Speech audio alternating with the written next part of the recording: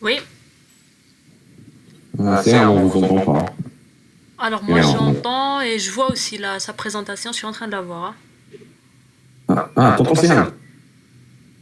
Je suis en train de voir votre écran. Ah, c'est, oui, c'est mon écran, c'est mon Ok, écran. Mais oui. est-ce que vous entendez Non, Séhan non, je l'entends pas, parler? non.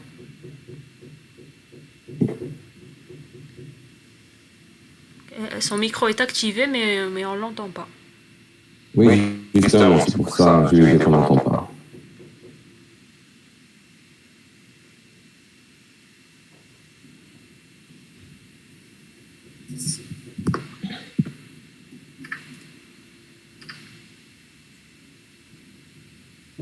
Oui, je t'entends, c'est bon. Donc, où sont les autres? Et il reste que 15 personnes pour les armées. Vous êtes combien? Vous êtes combien en groupe? On est 3 personnes. Ok, donc c'est à vous. Bonjour. Bonjour. Ça va? Moi je vais bien. Ça va, madame? Là, je vais très bien. On peut commencer, madame. C'est quand vous voulez. Ok. Alors, bonjour, madame. Nous sommes honorés et ravis par votre présence. Mais aujourd'hui, avec mes deux camarades Fouzi et Abdelatif, à présenter un projet ayant le telnet comme sujet. Et on va d'abord commencer par définir le telnet. Ensuite, nous allons aborder les fonctionnalités ainsi que quelques avantages et inconvénients de ce dernier, comparaison de ce protocole avec le SSH, concluant avec une simulation. Pardon, Borksihan, pardon, le slide n'avance pas. Oui, elle est bien là. Ok.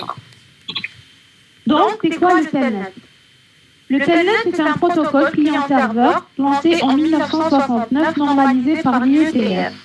Appartenant au niveau 7 selon le modèle OSI et à la couche application selon le modèle TCP/IP, comme le montre la figure suivante. Il communique via le port 23 sur TCP et donne l'accessibilité de gérer des équipements d'interconnexion tels que les routeurs et les commutateurs dans un réseau LAN ou sur Internet. Il est bâti selon 3 principes essentiels.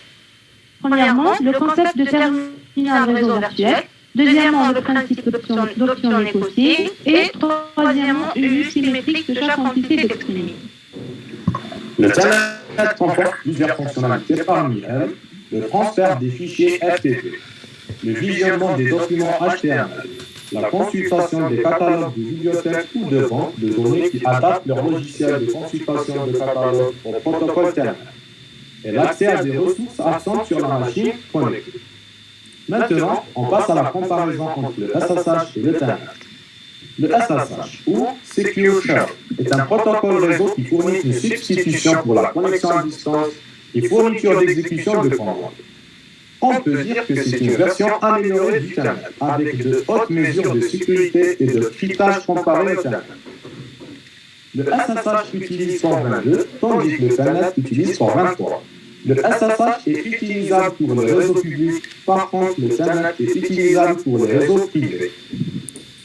Passons à présent aux avantages du telnet. Tout d'abord, ce protocole aide à économiser beaucoup de temps. Au cas de problème au niveau du routeur, l'administrateur pourra gérer ce problème directement. De plus, il peut fonctionner autant que serveur et client, en mettant en œuvre un terminal virtuel du réseau.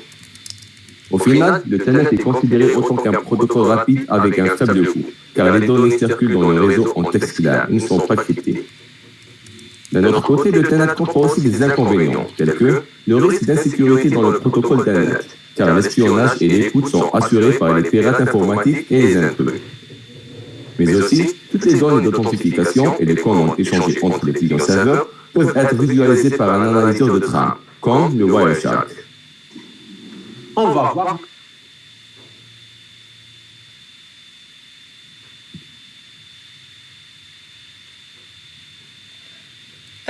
S'il vous plaît, Fouzi, on vous entend pas. Votre micro. D'accord. Voilà. On va voir maintenant l'activation du client telnet dans les systèmes d'exploitation Microsoft Windows. Il faut savoir que le telnet est désactivé par défaut dans la configuration de Windows. On doit donc l'activer avant de pouvoir faire quoi que ce soit. L'activer nous aidera à exécuter les diagnostics nécessaires et à vérifier si un port est ouvert. Si on essaie d'utiliser Telnet sans l'activer au préalable, nous allons voir ce message à gauche. Pour l'activer, premièrement, on clique sur le menu Démarrer et ensuite sur Panneau de configuration.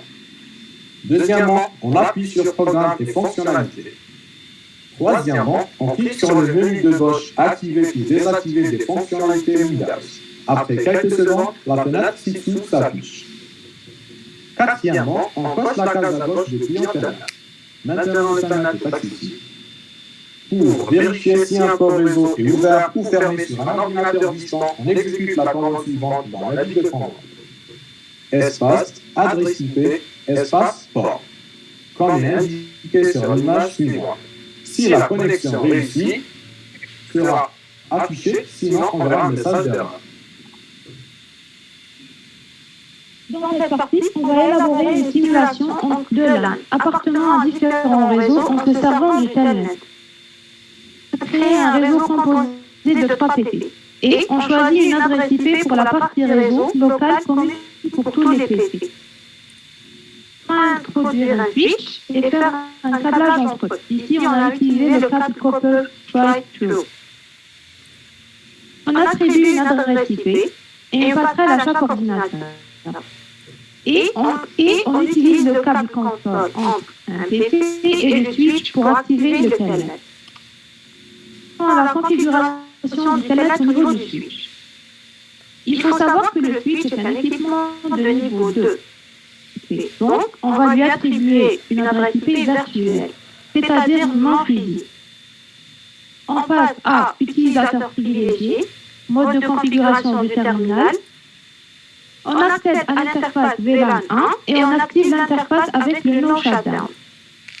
Suivi de l'attribution d'une adresse IP qui est là 192.168.1.4 avec un masque 255.255.255.0. Pour sur la configuration des listes VPY. C'est des listes virtuelles qui servent à cet accès. Par exemple, si on met VPY de 0 jusqu'à 8, 9 PC pourront accéder au switch en même temps. PC veut accéder, il sera rejeté automatiquement. Posé de A et B, le A c'est le numéro de la première ligne à configurer, première ligne à configurer. En premier lieu, VPY 015 veut dire qu'on va à ligne 0 jusqu'à 15. Deuxièmement, on insère un password qui permet d'accéder à Telnet suivant le protocole. Et c'est pour l'activation du Telnet au niveau des lignes. On passe au mode config et on effectue la commande enable password. Il est préférable que le mot de passe diffère pour accéder aux lignes VPY en raison de sécurité. À présent, on va effectuer un test au switch en utilisant le Telnet. Pour cela, on saisit la commande Telnet P virtuelle du switch. Et pour en finir, mots de passe qui ont déjà été attribués.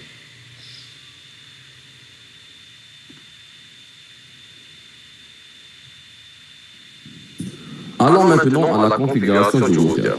Après avoir fait le câblage nécessaire, nous attribuons aux deux interfaces du routeur des adresses IP, comme il est indiqué dans notre lab. 180.168.1.0 pour l'interface G000 et 192.168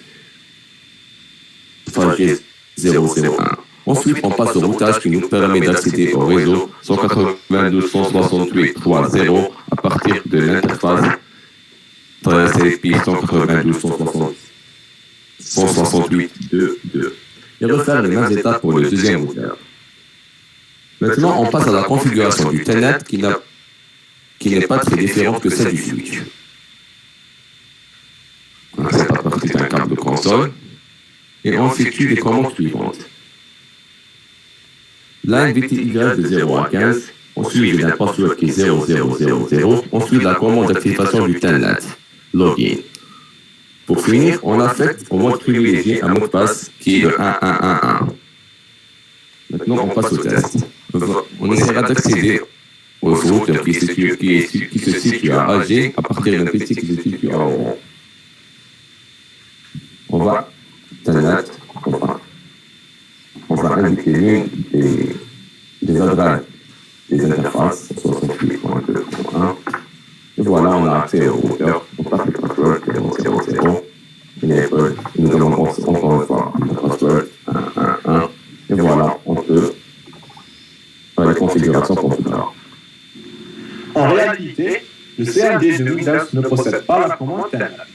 Pour accéder à un routeur ou un switch sans un câble console, on doit utiliser un émulateur temporel. Dans Packet Tracer, on clique sur Telnet/SSH-Client et on choisit la connexion de type Telnet. On insère l'adresse IP du routeur et on clique sur Connect. Ensuite, on fait entrer le mot de passe pour accéder au routeur et pour accéder au mode privilégié. Maintenant, on peut exécuter les commandes souhaitées.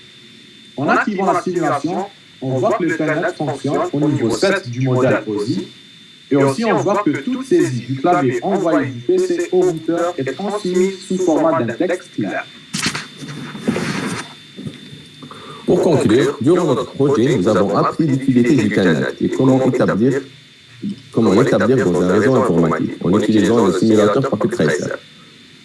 Enfin, le Telnet est un protocole qui peut être bénéfique pour les administrateurs de réseau, mais dans nos jours, il est préférable d'utiliser le SSH en raison de plus de sécurité. Sans votre écoute.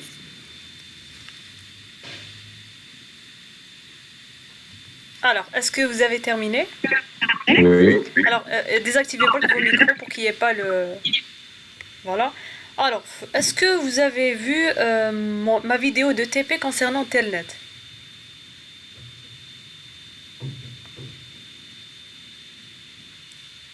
Oui, madame. Voilà. Donc, on sent que vous l'avez vu et c'est super. Donc, est-ce que vous avez vu Telnet dans votre cursus auparavant? Madame, moi, ça fait l'année passée, j'ai fait une formation Cisco. En dehors de Cisco, dans le programme, est-ce qu'il y a... Non. Il n'y a pas. Donc ça, c'est vraiment super. Donc vous avez... on dirait pas. La présentation, elle est magnifique. La simulation aussi. Donc vraiment, pour l'instant, c'est le meilleur projet jusqu'à présent. En termes de présentation. On sent aussi que vous avez compris les étapes. Donc, est-ce que vous avez aussi configuré le routage au niveau de la topologie? Parce que vous avez deux routeurs. Oui, madame. Oui. Voilà le routage. Oui, c'est ça. Alors, pour le switch, si on voulait accéder à partir d'un équipement qui est distant, c'est-à-dire qui est présent au niveau d'un autre réseau, est-ce que cela aurait été possible? Pour le switch, on n'a pas fait le test, on a fait le test pour le firmware. Voilà. La config que vous avez faite concernant le switch, ça va marcher uniquement au niveau du réseau local. Si vous configurez uniquement le mot de passe, les lignes VTY et l'interface virtuelle, vous ne pourrez pas communiquer au-delà. Pour communiquer au-delà, il faut informer le switch quant à la passerelle. Donc il fallait saisir la commande IP default gateway et adresse IP du routeur qui est la passerelle du réseau qui est à gauche. Donc si vous aviez juste inséré cette commande, le switch aurait été accessible au niveau de toute l'interconnexion. D'accord. Même chose pour le routeur. Vous dites qu'on peut accéder à partir des deux interfaces configurées. Oui.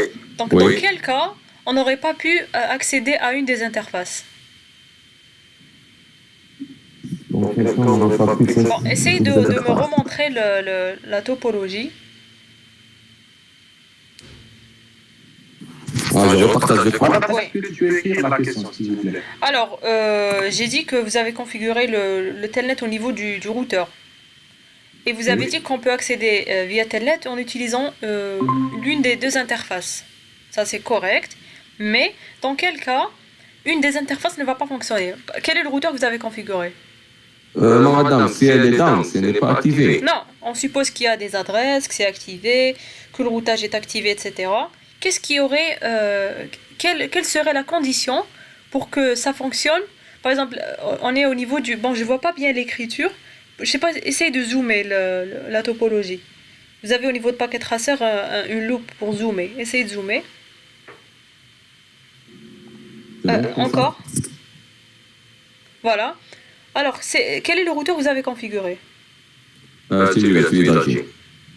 Ok. Vous êtes par exemple au niveau d'un des PC qui sont à gauche.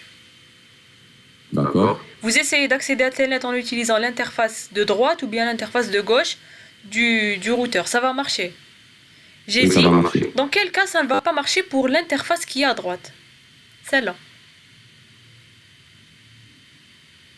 Il y a une... Donc, même si le routage est activé. Oui, oui. Routage, adresse IP, no shutdown, tout. Il y a... Exactement. Donc si le PC... Il faut la configurer au niveau du PC. Voilà. S'il n'y a pas de passerelle, on ne pourra pas accéder à cette interface qui est externe au réseau. Voilà. Donc c'était ça la réponse. Donc c'était aussi bien de voir le côté simulation et voir que les paquets Telnet ne sont pas chiffrés. Donc est-ce que vous avez une petite idée concernant SSH? Qu'est-ce qu'il fallait configurer en plus? Je vous demande pas les commandes, mais qu'est-ce qu'il fallait configurer en plus pour avoir cet aspect sécurité?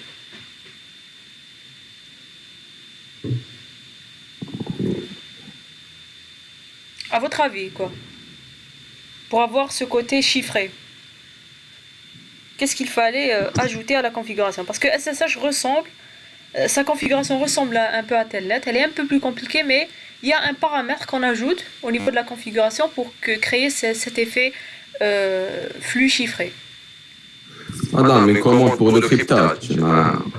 Oui, est-ce que vous avez une idée concernant pas la commande, ne me donnez pas la commande, mais quel paramètre allons-nous configurer? Pour créer un côté chiffrement, de quoi avons-nous besoin? Pour chiffrer, on a besoin de...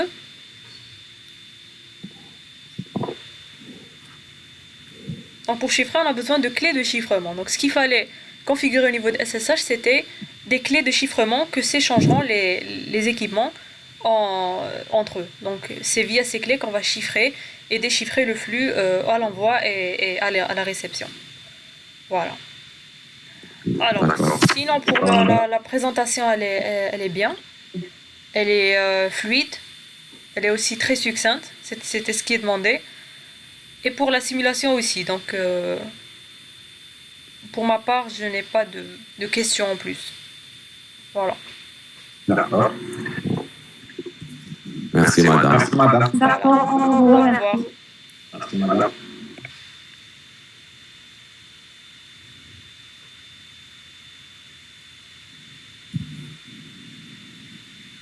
Au revoir.